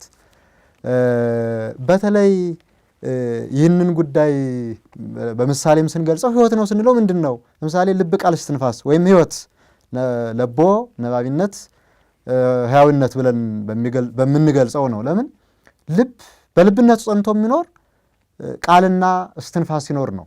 ቃልም በቃልነቱ ጸንቶ የሚኖር እስትንፋስና ልብ ሲኖር ነው። እስትንፋስም በእስትንፋስነቱ ጸንቶ የሚኖር ልብና ቃል ሲኖር ነው። ያለ ልብ ያለ ቃል እስትንፋስ የሚተነፍስ አካል የለም። ልብ ከሌለው እስትንፋስም የለው ቃልም የለውም። ቃልም ከሌለው እስትንፋስም የለው ልብ የሌለው። የምስጢረ ሥላሴ መነሻው ምሳሌው ይሄ ነው። ለምን አብም ያለ ወልድ ያለ መንፈስ ቅዱስ አይኖርም፣ መንፈስ ቅዱስም ያለ አብ ያለ ወልድ አይኖርም። ወልድ አብ ይህንን ይዘነጋል። ምንድን ነው አኗሪያቸው መንፈስ ቅዱስ ነው በሚለው ጉዳይ ነው የሚተነተነው። ስለዚህ እዚህ ላይ አኗሪ ሰሪ መሪም ህይወትም ሕያው አድራጊም እሱ ስለሆነ ሌላም ቦታ ላይ ሰሪ መሪው እሱ ነው። ስለዚህ በመንፈስ ቅዱስ ከበረ መንፈስ ቅዱስ እንዲሆነ የሚባለው መሰረታዊ ችግሩ ይሄ ነው። እንደውም ይህንን በተለይ በዚሁ አያይዞ በደንብ ህይወትነት ስለሆነ ዝቅ ብሎ ገጽ 49 ላይ ሲገልጸው አብና ወልድ ሕያዋን ወማሕያውያን በመንፈስ ቅዱስ ናቸው ብሎ አብ ለባዊ በርሱ ነው፣ በራሱ ያስባል። ወልድና መንፈስ ቅዱስ ለባውያን በአብ ናቸው፣ በአብ ያስቡበታል። ወልድ ነባቢ በርሱ ነው፣ በራሱ ይናገራል። አብና መንፈስ ቅዱስ ነባቢያን በወልድ ናቸው ይላል። ይሄ በጣም ጥሩ ነው። በወልድ ይናገራሉ ይልና መንፈስ ቅዱስ ሕያው ወማሕያዊ በራሱ ነው ይላል። የአብን ለባዊ በርሱ ነው ብሎ በርሱ ለባዊ ያለ፣ የመንፈስ ቅዱስ ግን ሕያውም ማሕያውም በራሱ ነው ይልና በራሱ ድኖ አድኖ ይኖራል። ማሕያዊነቱ ለአብና ለወልድ ነው። መንፈስ ቅዱስ ሕያው ነው። ስለዚህ ራሱ ድኖ አብና ወልድንም አድኖ ነው የሚኖረው። አብና ወልድ እንዳን ሲሉ የሚድኑት በመንፈስ ቅዱስ ነው። መሰረታዊ ጉዳዩ በመንፈስ ቅዱስ ከበር ለትስብእት ብቻ አይደለም፣ ክብሮ ነው። ለአብና ለወልድም ክብሯቸው ሕይወታቸው ሆኖ የሚኖረው እሱ ነው። አዳኛቸው እሱ ነው። ድነው አድነው የሚኖሩት በመንፈስ ቅዱስ ነው። አብ ላድን ሲል የሚያድነው መንፈስ ቅዱስ ነው። ልፍጠር ሲል የሚፈጥረው መንፈስ ቅዱስ ነው። ወልድም ላድን ሲል የሚያድነው መንፈስ ቅዱስ ነው። ድነውም የሚኖሩት በመንፈስ ቅዱስ ነው። ፍጡሩንም ሲያድኑ በመንፈስ ቅዱስ ነው። ራሳቸውም ድነው የሚኖሩት በመንፈስ ቅዱስ ነው ብሎ በጣም ከምስጢረ ሥላሴና ከቤተ ክርስቲያኒት አስተምሮ ልዩ በማድረግ የመጀመሪያ ስህተቱን በዚህ መልኩ ያየዋል ወልደ አብ። አዎ ይሄ ተጨማሪ አሉ። በዚህ ዙሪያ ላይ ያሉ ሀሳቦችን ጠቅለል አድርገን ለማየት የእኛ ኦርቶዶክስ ተዋሕዶ ቤተክርስቲያን የምታስተምረውን ለማየት ገጽ 46 ላይ መንፈስ ቅዱስ ለአብ ሕይወቱ ነው ካሉ ሕያው ያሰርጻል እንጂ ሙት ያሰርጻልን? አብ በማን ሕያው ሆኖ መንፈስ ቅዱስን አሰረጸዋ ቢሉ በስላሴ ሶስትነት መቀዳደም ቢኖርባቸው አብ በማን ሕያው ሆኖ መንፈስ ቅዱስን አሰረጸ በተባለ ነበር። ነገር ግን በስላሴ ሶስትነት መቀዳደም የለባቸውምና አብ በመንፈስ ቅዱስ ሕያው ሆኖ መንፈስ ቅዱስን አሰረጸው። በመንፈስ ቅዱስ ሕያው ሆኖ አብ ወላዲ አስራጺ ነው። መውለድም ማስረጽ የሚችለው መንፈስ ቅዱስ ክብር መንግስት ሲሆነው ሕያው ሲያደርገው ነው። መንፈስ ቅዱስ ራሱ በማን ሕያው ሆኖ ነው ሕይወት የሚሆነው ራሱ በዚህ ውስጥ? ምክንያቱም ከስላሴ አንዱ እንዲህ ያደረገለት የሚባል ጉዳይ የለም። በዚያው ላይ ቅድም በተነሳው አንቀጽ ላይ ሕይወታቸውም መንግስታቸውም ክብራቸውም መንፈስ ቅዱስ ነው። ስንት መንግስት ስንት ክብር አላቸው የስላሴ? ጥያቄ ውስጥ የሚገባው እዚያው ላይ ማለት ነው። መንግስትና ክብር ለመንፈስ ቅዱስ ብቻ ሰጥቶ ተቅልሎ የሚናገረው ከየት መጻሕፍት ይገኛል? ከአባቶች አስተምሮ ከመጻሕፍት ምስጢር በአጠቃላይ ካለው ገለጽ አለው የሚለውን መታየት ይጠይቀዋልና ይቀጥልና ገጽ 46 ዚያው ላይ መንፈስ ቅዱስ ለአብና ለወልድ ሕይወታቸው ብቻ አይደለም ክብራቸውም መንግስታቸውም ነው እንጂ። ገጽ 47 ላይ መንፈስ ቅዱስ ለአብና ለወልድ ክብራቸው ነው። ለአብና ለወልድ ለመንፈስ ቅዱስ ራሱ ክብሩ ማን ነው? ክብሩ ማን ነው? ስንት ክብር አለ ብሎ ያስቀምጣል። በዚህ ሳቤ ውስጥ የሚያሳየው በወልድ አስተሳሰብ ያለ መንፈስ ቅዱስ የአብና የወልድ ህልውና የለም። አራት መሰረታዊ ጉዳዮች እዚህ ላይ ችግር አለበት። አንደኛው የማንለውን ይላሉ ብሎ ይፈርጃል። አሁን እኛን እንዲህ ይላሉ ሕይወትና እስትንፋሳቸው ነው መፈረጅ ነገሮች አሉ። ሁለተኛው የአብና የወልድን ህልውና ያጠፋል። ምክንያቱም መንግስትንም ክብርንም ሕይወትንም መዳንንም የሚቀበሉ ከሆኑ አብና በወልድ በህላዌ ይኖራሉ ማለት ያስቸግራል። ህልውና አላቸው ማለት ተቀባይ ናቸው። ሎቱ ስብሐት ከፍጡራን እንዳንዱ አድርጎ የማየት እድልም አለው ውስጡ ላይ ካየ ነው። ሶስተኛው በዚህ ውስጥ ያለው ወልድ በኋላ በስጋ ከበረ ለማለት መንደርደሪያ መያዣ ነው። ይሄ በኋላው መፈለጊያ ነው።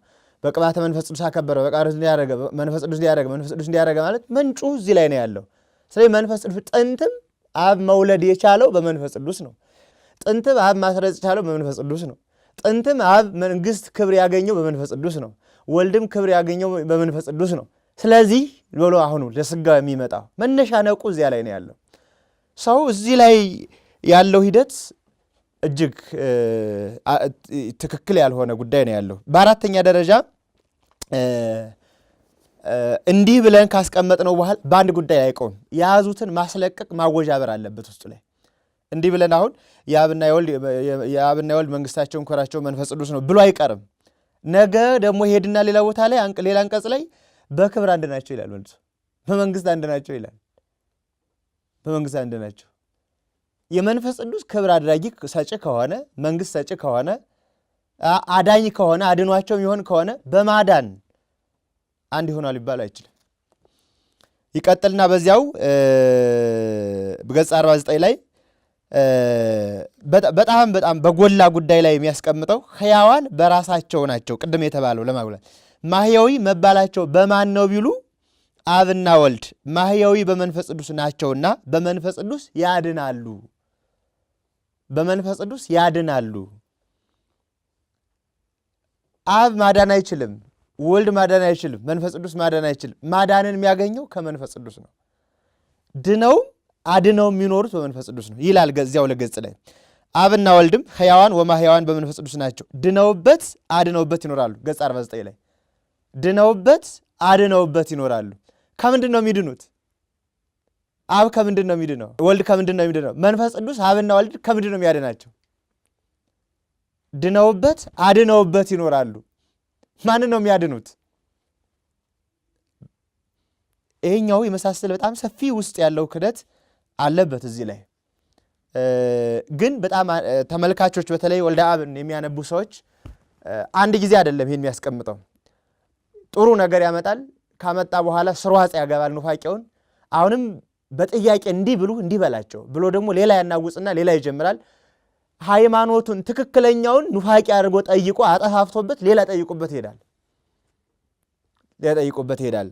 እያሳሳተው ነው የሚሄደው እና የዚህን ጠባይ ተረድቶ ይሄ ኑፋቄ ካልሆነ እኔ አንዳንድ ሰዎች ለምን ወልደ አብ ለምን ይወገዛል ለመሳሰሉ ጉዳዮች ይነሳሉ።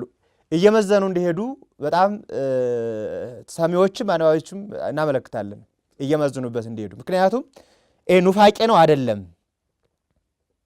ይሄ ከአባቶች አስተምሮ አለ የለም? ይባላል አይባልም? እውን ትክክል ምስጢረ ሥላሴን መግለጥ ይችላል አይችልም ይሄ ቃል የሚለውን እንዲታይበትም ጭምር ማሳየት ነው። ይቀጥላሉ፣ ጥቅሶቹ ሞልተዋል በዚህ ዙሪያ ላይ ያለው። በዚያው ላይ ምናልባት አንድ መሰረታዊ ጉዳይ አለ። ምናልባት በወልደ አብ እንደ ጠቅላላ ይዘነው የምንሄድ ነው። በየጥቅሱ ሁሉ ይዘነው የምንሄድ አንድ መምህርም ያሉት አንድ ጉዳይ አለ። ለምሳሌ መንፈስ ቅዱስ ሕይወታቸው ነው ሲል እንዴት ነው መንፈስ ቅዱስ ሕይወታቸው አይደለም ወይ የምትሉት ብለው የሚያንጸባርቅ አካል አለ። ሕይወታቸው ነው ግን ሕይወትነትን በምን መልኩ ነው የምንሰጠው የሚለው መሰረታዊ ጉዳይ መስጠት ነው። ሕይወት ያሉበት ጉዳይ የመንፈስ ቅዱስ ሕይወትነት መናገር አይደለም፣ ማብለጥ ነው። መጀመሪያ ሕይወት አለ፣ ከዚያ ዝቅ አለና ክብር አለ። እንዲህ ወደ ማዕረግ ነው፣ ከፍ እያደረገው ነው ይመጣ። ከዚያ መንግስት አለ፣ ከዚያ አድነውም ድነውም የሚኖሩት መንፈስ ቅዱስ ነው አለ። መንፈስ ቅዱስ ራሱ አዳኝ ነው፣ ራሱም ድኖም ራሱም አድኖም ይኖራል። እነሱ ግን ድነውም አድነውም የሚኖሩት መንፈስ ቅዱስ ነው። ይህንን ለፍጡራን የሚሰጠውን ባለማወቅ ነው። ልክ አብና ወልድ ልክኛን ለምሳሌ ሥላሴ እኛን አድነውን እንደሚኖሩ በሥላሴ እንደምንኖረው አብና ወልድ መንፈስ ቅዱስ ይኖራሉ የሚለውን እሳቤ ይዞ ነው። ይህንን በተለይ በምስጢረ ሥላሴ የሚነገር አንድ መሰረታዊ ጉዳይ አለ። ለባዊነትን ስንናገር አለባዊ አለ፣ ነባቢነትን ስንናገር አንባቢ አለ፣ ሕያው ስንል ማህየዊ አለ። ለባዊ ስንል ለአብ ነው። ለባዊነትን ለአብ ከሰጠን ለባውያን የምንላቸውን በአብ ነው። አለባዊ ካልን ግን ይሄ የሁሎችም ነው። አብም አለባዊ ነው፣ ወልድም አለባዊ ነው፣ መንፈስ ቅዱስም አለባዊ ነው። ይሄ ፍጡራን ስለሆነ ነባቢ ስንል ለወልድ ነው። ነባቢያን ስንል በአብ ወልድና አብና መንፈስ ቅዱስ ነባቢያን ናቸው ነው። አንባቢ ስንል ግን አንባቢ የምንለው አካል ወልድም አንባቢ ነው፣ አብም አንባቢ ነው፣ መንፈስ ቅዱስም ነው። ይሄ ሀቲ ስልጣን ነው። እንደዚሁም ሁሉ መንፈስ ቅዱስን ሕያው እንለዋለን። ሕያዋን በመንፈስ ቅዱስ አብና ወልድ እንላለን። ማህየዊ አዳኝ ካልን ግን ማህየዊን ግን የምንሰጠው ለፍጡራን ነው። አብም ማህየዊ ነው፣ ወልድም ማህየዊ ነው። መንፈስ ቅዱስ ብቻ ማህየዊ አይደለም። በወልድ አብ ግን መንፈስ ቅዱስ ማህየዊ ነው። ማህየዊነት ራሱ ለፍጡራን አይደለም። አብና ወልድን ማህየዊ አድርጎ የሚኖር ነው። ማህየዊነት የሚሰጠው የአንድ ግብር ነው፣ የአንድ የሥላሴ ስልጣን ነው። አብም ያድናል፣ ወልድም ያድናል፣ መንፈስ ቅዱስ ያድናል። ለመንፈስ ቅዱስ ብቻ ማህየዊነት አይሰጥም። ለመንፈስ ቅዱስ በምስጢረ ሥላሴ ደረጃ ከሆነ ሕያው ነው የሚሰጠው ነው። ይህንን በተለይ ለማወዛገብ የሚሞክረው መሰረታዊ ጉዳይ ስለሆነ ነባቢ አንባቢና ለባዊ አነባቢ፣ ሕያው ወማህየው የሚለውን በደንብ ማየት ማጠቃለያው ሀሳቡ ውስጥ ይታያል እንጂ እንታም ያነሱት ሀሳብ ይጨምሩት። በዚህ ውስጥ ላይ መታየት ያለበት መሰረታዊ ጉዳይ የእኛ አስተምሮ ምንድን ነው? በዚህ ውስጥ የመጀመሪያ አካልን መረዳት ይጠይቃል። ሥላሴ በአካል ሶስት ናቸው። አብ ወልድ መንፈስ ቅዱስ የተለያዩ አካላት ግን እሊህ ሶስት አካላት ምን አይነት አኗኗር ነው ያላቸው? ምን አይነት አኗኗር ናቸው ካል ህልዋን ናቸው። አብ ወልድ መንፈስ ቅዱስ አካላት በአካላት ህልዋን ናቸው። አንዱ አካል በአንዱ አካል ህልው ነው። ቅዱስ ጎርጎርዮስ ዘእንዚናዙም በሃይማኖታዊ እንደተጻፈው ነአምን በአብ ከመህልው በወልድ ሃይማኖታዊ ምዕራፍ 60 ላይ ወነአምን በወልድ ከመህልው በአብ ወመንፈስ ቅዱስ አብ በወልድና በመንፈስ ቅዱስ ህልው እንደሆነ እናምናለን ይላል። የመጀመሪያው ሶስት አካል አለ። ከሶስቱ አካላት አኗኗር ደግሞ ህላዌ አለ። አንዱ በአንዱ ይኖራል። አንዱ በአንዱ የሚኖረው ደግሞ ራሱ ስም አለው። አብ ወልድ መንፈስ ቅዱስ መባል ነው። ያ ስም ያለው ደግሞ ግብር አለው። መውለድ ማስረጽ፣ መወለድ መስረጽ ነው። አብ ወላዲ አስራጺ ነው፣ ወልድ ተወላዲ ነው፣ መንፈስ ቅዱስ ሰራጺ ነው። እሊህ ሶስቱ ህልዋን ግብር ያላቸው አካላት የተገናዙ የከዊን ግብራቸው ልብ፣ ቃል፣ እስትንፋስ ነው። ስማቸውም ግብራቸውም ልብነት የአብ ነው፣ ቃልነት የወልድ ነው፣ ሕይወትነት የመንፈስ ቅዱስ ነው። ይሄ የመሆን ግብር ነው፣ የተገናዘቦ ግብር ነው። በዚህ ግብር ጊዜ የአብን መላው የአብ አካላዊ ልብነቱ የወልድ ልቡናው ነው፣ የሚያስብበት ነው። አብ ልብ ነው፣ ልቡና ነው፣ አለባዊ ነው። አብ ልብ ነው ስንል ምልዓተ አካሉ አካላዊ ልብ ነው። ወልድ መንፈስ ቅዱስ የሚገናዘቡት ልቡናነቱን ነው። አለባዊ ስንል ግን ፍጡራንን ነው። ለምሳሌ እኔ ልብ አለኝ፣ ቃል አለኝ፣ ሕይወት አለኝ። ሕይወቴን መንፈስ ቅዱስ፣ ልቤን አብ፣ ቃሌን ወልድ ፈጠረልኝ አይደለም። የሶስቱ ግብር ነኝ እኔ። ሰው የሶስቱ የፈቃድ ግብር ነው። አለባዊ ስንል የሶስቱ የፈቃድ ግብር ነው። ግብር ነው። ምክንያቱም ለምሳሌ መላእክትና ሰው ናቸው ለባውያን ሕያዋን ነባብያን የሚባሉ። እሊህ ለባውያን ነባብያን ሕያዋን መላእክት ሕይወትን ለብዎን ቃልን ያገኙት ኑሮ ኑሮ ኑሮ እግዚአብሔር በዘላለማዊ ዘመኑ የሚኖር እግዚአብሔር ዘመን የሌለው ልፍጠር ብሎ ሲያስብ ፈጠረ። ማሰብን አብ ጀመረ፣ መናገርን ወልድ ጀመረ፣ ሕይወት መሆንን መንፈስ ቅዱስ ጀመረ አንልም። ይሄ የፈቃድ ግብር መገለጫ ስለሆነ ፍጥረት ይሄንን የፈቃድ ግብር ነው የሚደባልቀው እዚህ ላይ ወልድ አብ ያለው ማለት ነው። መንፈስ ወልድንም እንደዚሁ በከዊን ግብሩ ቃልነት ነው። ነባቢ ንባብ አነባቢ ነው። ነባቢ ስንል አካላዊ ቃል ነው ማለት ነው። ንባብ ነው ስንል ለመንፈስ ቅዱስና ለአብ ንባባቸው ነው። አንባቢ ስንል ግን ለፍጡራን ነው። አንባቢ ያልነው ማንን ነው ካል አብም አንባቢ ነው፣ ወልድም አንባቢ ነው፣ መንፈስ ቅዱስ አንባቢ ነው። የሶስቱም የፈቃድ ግብር ፍጡራን ስለሆነ አንዲት ባሕርየ ሥላሴ በአንዲት ፈቃደ ባሕርየ ሥላሴ የተፈጠርን ስለሆነ እንጂ ቃሌን ወልድ ፈጠረልኝ አካላዊ ቃል ስለሆነ አልልም። መንፈስ ቅዱስም ሕይወትና ማሕያዊ ነው። ሕይወትና ማሕያዊ ነው። ሕይወት አካላዊ ሕይወት ነው። ሕይወትና ለአብ ለወልድ ሕይወታቸው ነው። ማሕያዊ ግን ለፍጡራን ነው። ለምን? ፍጡራን ቅድም እንዳልነው የአንዲት ባሕርየ ሥላሴ የፈቃድ ውጤቶች ናቸው። ማለት በፈቃደ ሥላሴ የተፈጠሩ ናቸው። አንዲት ፈቃድ፣ አንዲት ባሕሪ፣ አንዲት ስምረተ ሥላሴ የሰጣቸው ስለሆነ ማለት ነው። ስለዚህ አብ ሕይወትን ወይ ገሌ ሕይወትን አንልም፣ የሦስቱም ነን ማለት ነው። ስለዚህ ይህንን ነው እየገለባበጠ ያለ። ይሄ በዚህ ጊዜ አብ ልብ ነው ስንል አካላዊ ልብ ውሳጣዊ ወይም ደግሞ የአካል ከዊን ነውና ተገናዝቦ ነሲ ገንዘብ ማድረግ ነው። አብ ልብነቱን መንፈስ ቅዱስ ወልድ ገንዘብ ያደርጉታል፣ ይነሱታል። የቅድሙ መሰረታዊ ጉዳይ ህላዌ ያለ አካላት በአካላት ህልዋን ናቸው። እሊህ አካላት በአካላት ህልዋና አካላት ህልው የሚሆኑት በገንዘባቸው ነው። አብ በልብነቱ ወልድ በቃልነቱ መንፈስ ቅዱስ ሕይወትነቱ። እሊሁ አካላት አንዱ አካል በከዊኑ ይነሳዋል፣ ገንዘብ ያደርገዋል፣ የመንፈስ ቅዱስ ሕይወትነት። በዚህ ውስጥ አንዱን አንዱ ማክበርና አንዱን አንዱ መንግስት መሆን አለ የለም።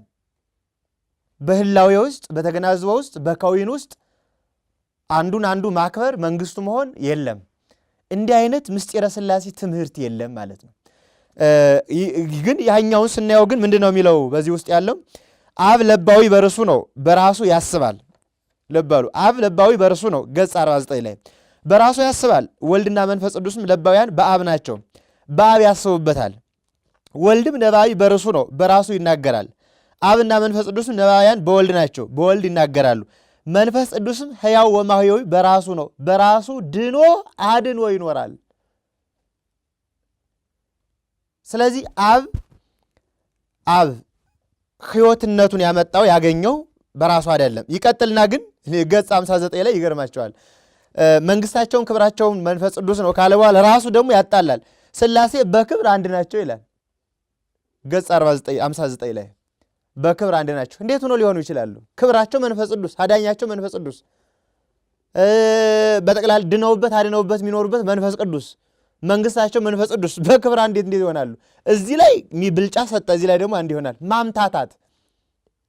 እኔ እንዲያውም ወልደ አብ ኑፋቄው ያልወጣለት መጽሐፍ ነው፣ ገና ያልተገለጠ ውስጥ ላይ ፈልፍሎ በደንብ አዋሉ የሚገልጻቸው ነገሮች አሉ። ይቀጥልና ገጽ 62 ላይ አብ ሕይወት ነው፣ ወልድም ሕይወት ነው፣ መንፈስ ቅዱስም ሕይወት ነው ይላል። እዚህ ላይ ግን ሕይወታቸው መንፈስ ቅዱስ ነው ካለ በኋላ እዚህ ላይ ግን አብ ሕይወት፣ ወልድ ሕይወት፣ መንፈስ ቅዱስ። ምን አይነት ሕይወት?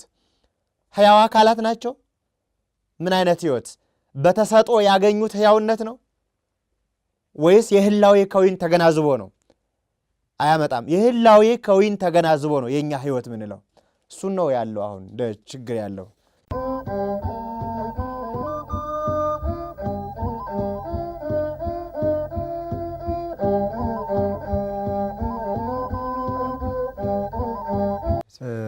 ይህንታ እንደ ማጠቃለያ ከመስጠታቸው አስቀድሞ ወልደ አብ ስህተቱ መንፈስ ቅዱስን ክብራቸው መንግስታቸው ማለቱ ብቻ አይደለም። በነገራችን ላይ በተለይ ሥላሴ ስራ ሲሰሩ መንፈስ ቅዱስ እንደሚሰሩ መሰረታዊ ጉዳይ ላይ ይገልጸዋል። ማሕያዊ ማለቱ ምን እንደሆነ ገጽ 130 ላይ በመንፈስ ቅዱስ ሕያዋን ሆነው ስራቸውን ስለሰሩ መጻሕፍት ተሰባም መንፈስ ቅዱስ ይላል።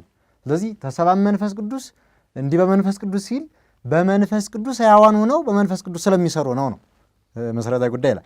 እሱ ብቻ አይደለም፣ ወልድ አብ የመንፈስ ቅዱስን ሕይወትነት ያምናል ወይ ነው። በነገራችን ላይ ዝቅ ብሎ ደግሞ ይህን ይክዳል።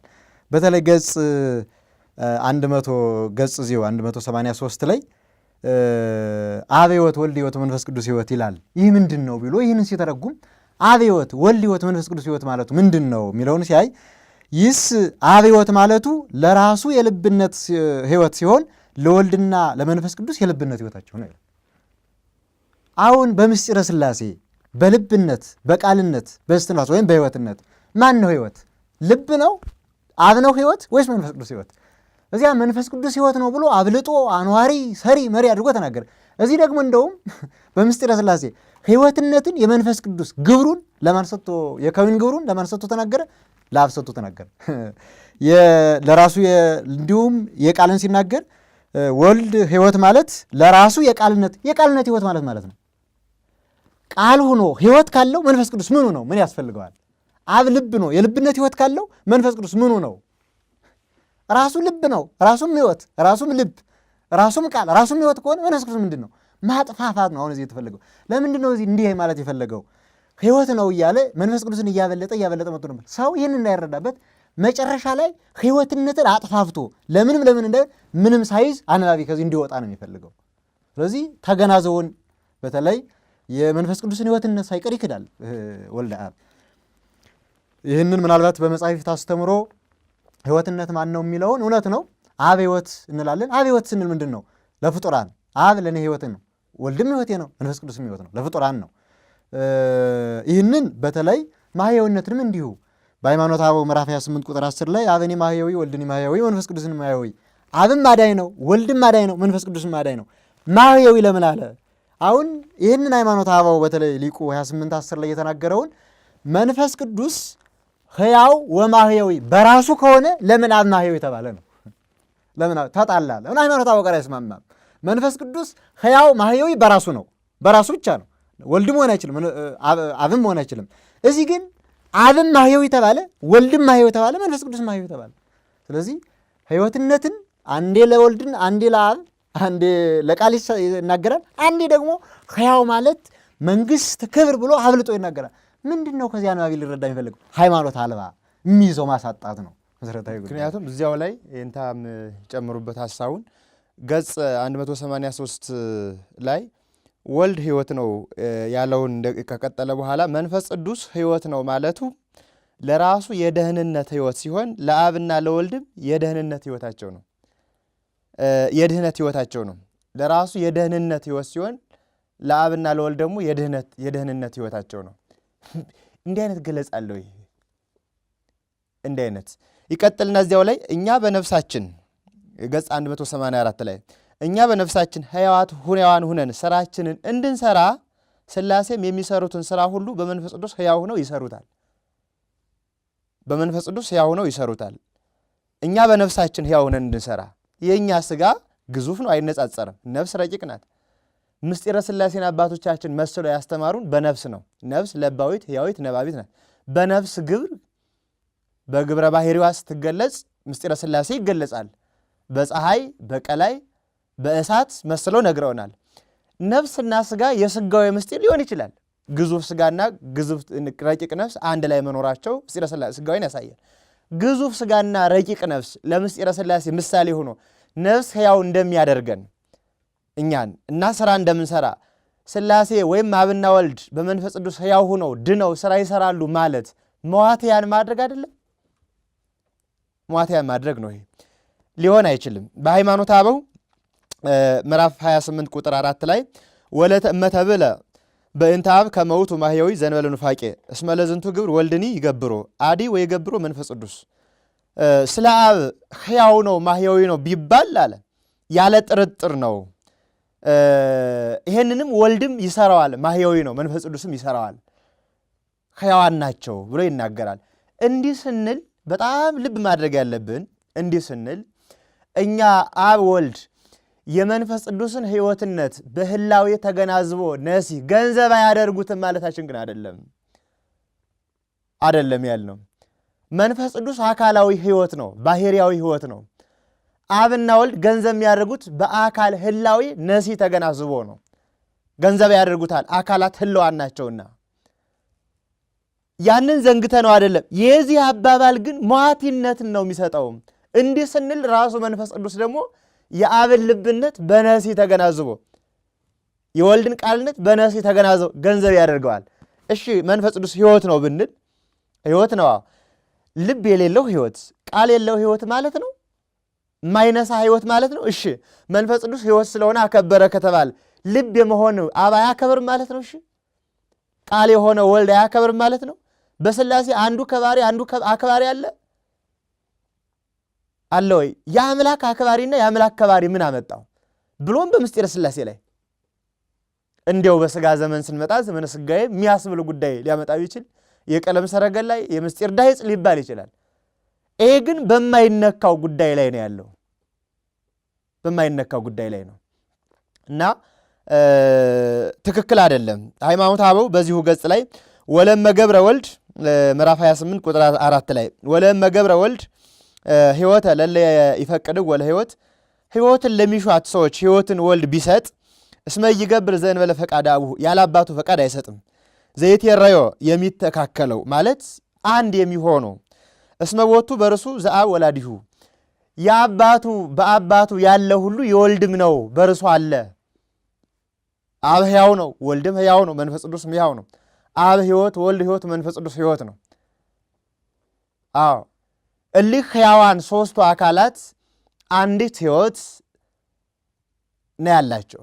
አንድ ሕይወት በነሲ ተገናዝቦ ከዊን ገንዘብ የሚያደርጉበት ነው። ግን እዚህ ውስጥ ላይ ያለው ደግሞ ቀጥሎ የሚያመጣው ውስጡን ስናየው የአፋዊ ወይም ደግሞ ፍጡርን መሰረት ያደረገ የሚደረግ ነው። በጣም ልብ ማለት ያለብን አድማጮችም ልብ አድርገው የሚረዱት አብ ወልድ መንፈስ ቅዱስ ለፍጡራን ባደረጉት ግብር ጊዜ በመፍጠር ግብር፣ በማዳን ግብር፣ በመስራት ግብር፣ በአጠቃላይ ለፍጡራን በሚሆን ግብር ጊዜ የተለየ አብ፣ የተለየ ወልድ፣ የተለየ መንፈስ ቅዱስ ስራ የለም። የሶስቱ ነው የሚሆነው። ለምሳሌ ብናይ አብ ፈጣሪ ነው፣ ወልድን ፈጣሪ ነው፣ መንፈስ ቅዱስ ፈጣሪ ነው። መጽሐፍ ይናገራል። አብን ፈጠረኝ ይላል፣ ወልድን ፈጠረ ይላል፣ መንፈስ ቅዱስ ፈጠረ ይላል። ሶስት ፈጣሪነት አይደለም፣ ፈቃዳዊ ግብር ነውና ለሶስቱ የተነገረው ለአንዱ ነው፣ ለአንዱ የተነገረው ለሶስቱም ነው። ያንን ደባልቆ ወደ አብና ወደ መንፈስ ቅዱስ አካላዊ ግብር፣ ባህሪያዊ ግብር፣ ከዊናዊ ግብር እየደባለቁ ተገናዝዋዊ ላይ እያመጡ ማምታታት ግን አይገባም ያንን። ስለዚህ ትክክል አይደለም።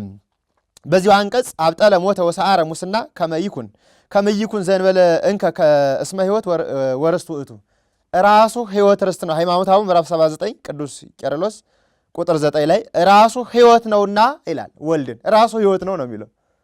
ሞትን ድል አደረገ። ሞተ ዘይመውት የማይሞተው ሞተ ስንል ምን ማለታችን ነው? ወልድን የማይሞተው ሞተ እንላለን።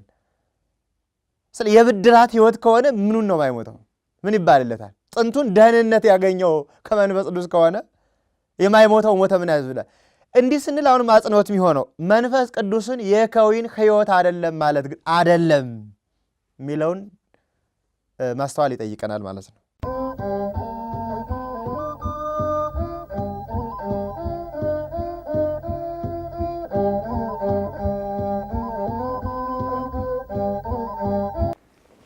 መልካም ነው። እንግዲህ በአጠቃላይ ምስጢረ ሥላሴ ላይ ያለው የወልድ አብ ክህደት እንግዲህ እኛ ቤተክርስቲያን እግዚአብሔር አንድ ነው፣ በአካል በስም በግብር ሶስት በባህሪ አንድ አምላክ ብለን እናምናለን።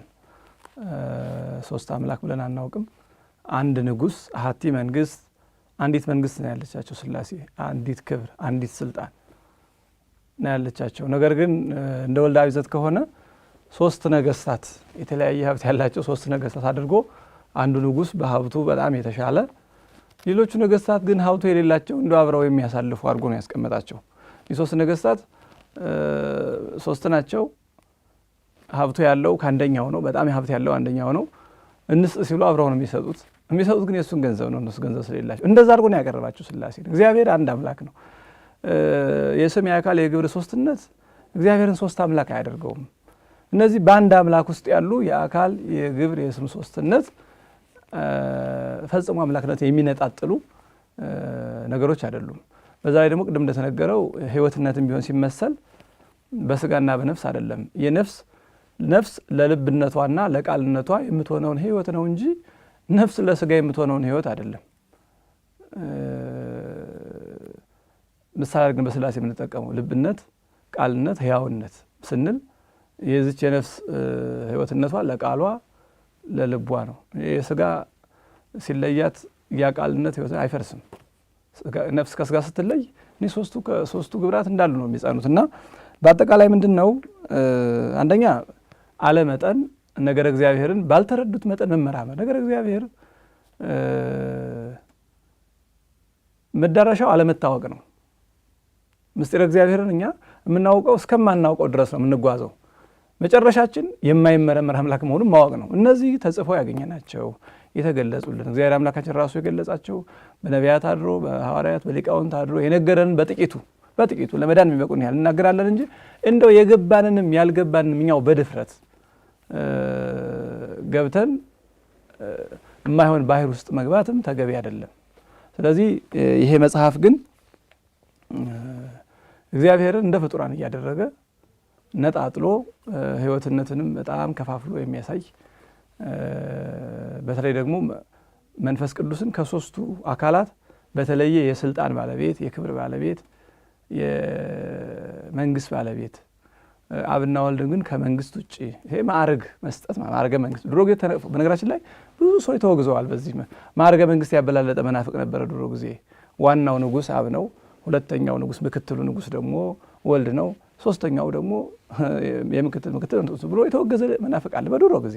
አሁን መንግስት መንፈስ ቅዱስ ነው። አብና ወልድ መንግስታቸው የሚያገኙት ከመንፈስ ቅዱስ ከተባለ አሁን መንግስት መነጣጥሎ እግዚአብሔር አንድ ንጉስ ነው። አንድ አምላክ ነው። አንድ ባለስልጣን ነው። አንድ ገዥ ነው። አንድ አክባሪ ክቡር አምላክ ነው። ይሄኛው የምስጢረ ሥላሴ የከዊን በእኛ ነፍስ እንዳለው ልብ ቃል እስትንፋስ ያለ በማትለያየው ባሕረ ሥላሴ ያለ መገናዘብ ማለት የመንፈስ ቅዱስ ሕይወትነት የአብም ገንዘቡ ነው። የመንፈስ ቅዱስ የተለየ ሀብት አይደለም። የአብም ሕይወት ነው፣ የወልድም ሕይወት ነው። የአብ ልብነት የወልድም የመንፈስ ቅዱስም ገንዘብ ነው እንጂ የተለየ የአብ ገንዘብ ማለት አይደለም። ነጣጥለው አይተውት ነው እነሱ። የወልድም ቃልነት ለመንፈስ ቅዱስም ለአብም እኩል ገንዘባቸው ነው እንጂ ወልድ ሲፈቅድ የሚሰጣቸው ሳይፈቅድ የሚነሳቸው ማለት አይደለም። ሲጀምር ገንዘባቸው ነው። በአንድ መለኮት በአንድ ባህሪ ውስጥ ያለን ነገር እንዲከፋፍሎ አንዱን ሰጪ ሌሎቹን ተቀባይ ማድረግ ይሄ ሌላ በር መክፈት ነውና በአጠቃላይ መጽሐፉ ለምስጢረ ሥላሴ ያለው አመለካከት እንዲህ ያለ ቤተክርስቲያን ከምትለው ውጪ ሥላሴ በክብር በስልጣን በመንግስት ለያይቶ የሚያይ አደገኛ ኑፋቄ ያለበት ነው። ስለዚህ ይሄ እንኳን ወደፊት የምናመጣው ተጨምሮበት ይሄ ራሱን ችሎ ያስወግዛል። ቅድም ካልኳት አንዷ ብቻ ያስወግዛል። ማዕረገ መንግስት መስጠት ማበላለጥ በድሮ ጊዜ ያስወግዘዋል። ስለዚህ እነዚህ ደግሞ በጣም ከዛ በላይ ነው። የክብር የስልጣን የመንግስት በሕይወትም በኩል የገለጸው በአጠቃላይ ሊያስወግዙ የሚችሉ ናቸው እና መጽሐፉ ከመወገዝ በላይ ነው እንጂ አይደለም ሳይጠና ነው እንደው እስኪኔው የሚያስብልም ነገር የለውም። አንድ ላይ ያለ ቅድም ተነገረው ከአንድ ላይ የካደውን አንዱ ሲያምን አንዱ ያመነው አንዱ ሲክድ የሚያገላብጥ እዚህ የሥላሴ የባህሪ ስልጣናቸው መንፈስ ቅዱስ ነው፣ ክብራቸው መንፈስ ቅዱስ ነው፣ መንግስታቸው መንፈስ ቅዱስ ነው ብሎ ደግሞ ሄዶ ቅድም እንደተነገረው እዛ ገጽ 57 ላይ ሥላሴ በመለኮት በመንግስት በስልጣን በክብር አንድ ናቸው ብሎ ደግሞ እንደገና ያንን የካደው ስለዚህ የሚያምታታ አንዴ ያመነውን የሚክድ የካደውን የሚያምን መጽሐፍ ነውና ለእምነት እንዲህ ያሉ መጽሐፎች ለእምነት አይሆንም። የሃይማኖት መጽሐፍ ከጀመረበት ጀምሮ እውነት ብሎ ከጀመረ እውነት ብሎ ይጨርሳል። ሐሰት ብሎ ከጀመረ ሐሰት ብሎ ይጨርሳል እንጂ እውነት ብሎ የያዘውን ጽንሰ ሐሳብ መሀል ላይ ሐሰት ሊል አይችልም። ሐሰት ብሎ የጀመረውን ጽንሰ ሐሳብ ሄዶ ደግሞ እውነት ሊል አይችልም። ያንድ የቤተክርስቲያን ቋሚ አስተምሮ ያላቸው መጽሐፍት መታወቂያቸውም ይሄ ነው። በጀመሩበት መንገድ ይጨርሳሉ። ጥንትም ዛሬም አንድ እውነት ያው እውነት ነው። ሰው የሚጽፈው ሲገባው ነው። ሲያውቀው ለመጥቀም ነው እንጂ ምን ሊሆንስ ይጻፋል እንዲህ ያለ መጽሐፍ? አንድ ቦታ ክጄ አንድ ቦታ አምኜ ያመንኩትን ክጄ ካድኩትን አምኜ አምታትቼ ለኔው ሳይገባኝ ሌላ ለማምታታት ምን ሊሆን ይጻፋል? እንግዲህ ሰይጣን ሰዎቹ የተጠቀመባቸው ይመስላልና ስለዚህ በምስጢረ ሥላሴ ያለው ይዘት አጠቃላይ መጽሐፉን የኑፋቄ መጽሐፍ እንደሆነ በሚገባ መምህራኑ በተለያየ መንገድ ገልጸውታል። ቤተክርስቲያን ከምትለው ውጭ ቤተክርስቲያን የምትለው ሥላሴ በስም 3 ናቸው፣ በአካል 3 ናቸው፣ በባህሪ 1 ናቸው። አንድ አምላክ፣ አንድ መንግስት፣ አንዲት ስልጣን፣ አንዲት ክብር አለቻቸው። በአንዲት ክብር ያከብራሉ በቃ እንጂ ይሄን ወደዚህ ከፋፍሎ ርስት ከፋፍሎ ለሥላሴ ርስት ማከፋፈል በጣም ተገቢ ያልሆነ ከሚሰጠው ውጭ የተለየ የራሳቸው ግብር አላቸው። የአካል ግብር የምንለው ከዛ ውጭ የሆነውን ግን የመለኮትን ግብር በ3 ከፋፍሎ ማሳየት እጅግ ክደት ስለሆነ በዚህ መንገድ ይሄ ብቻውን ያስወግዟል። እንኳን ወደፊት የምናየው ምስጢረ ሥጋዌ እና ሌላው ክደት እንዳለ ሆኖ ይሄ ራሱ የሚያስወግዝ ከፍተኛ ቤተክርስቲያን የክደት መጽሐፍ ነው። እዚያው ላይ ግን ሳያልፉ ተመልካቾቹ አንባቢዎቹ ማየት ያለባቸው ወደታች ነገረ ሥጋዌዎች ወዘተ ሲታይ መንፈስ ቅዱስ ለምን አከበረ? እዚህ ክብር ስለሆነ ነው።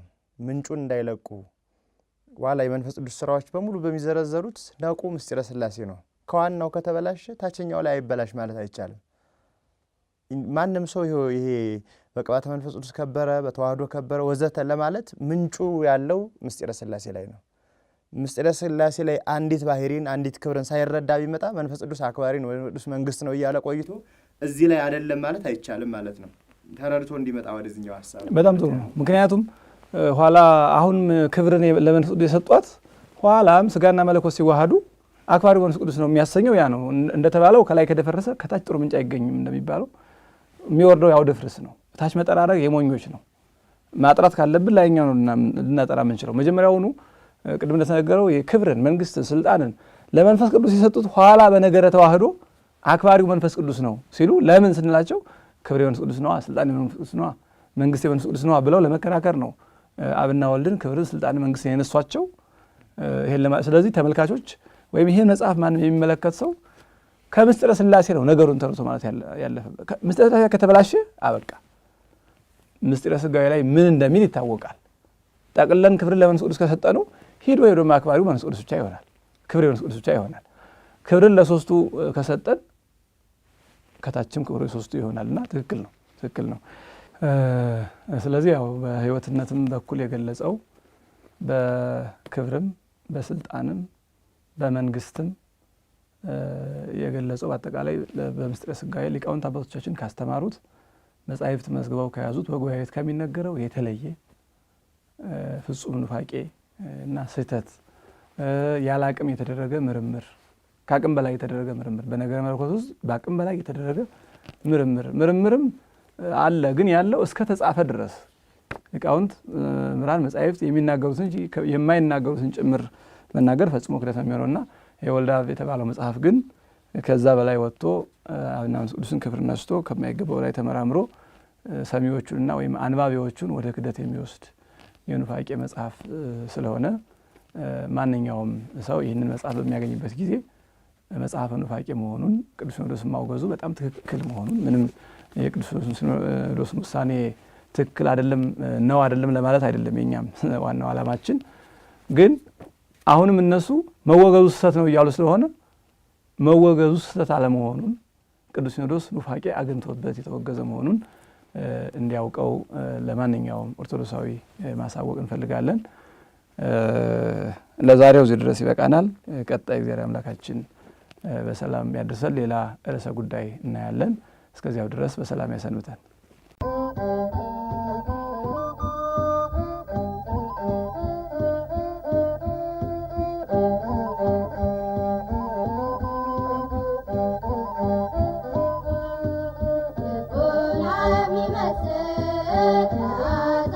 Let me